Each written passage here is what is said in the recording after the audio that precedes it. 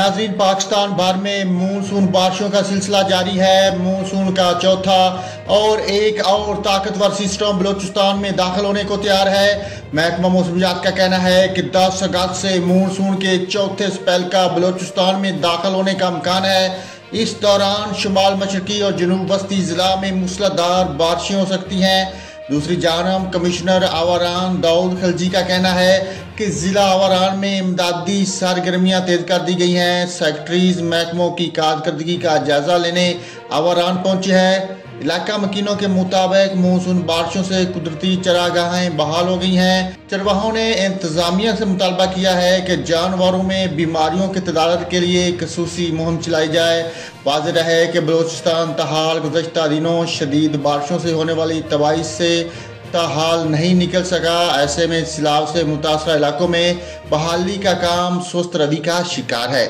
चमन, पशीन, किला अब्दुल्ला, किला सैफुल्ला, हरनाई ज़ियारत में मुतासरीन मसैल का शिकार है।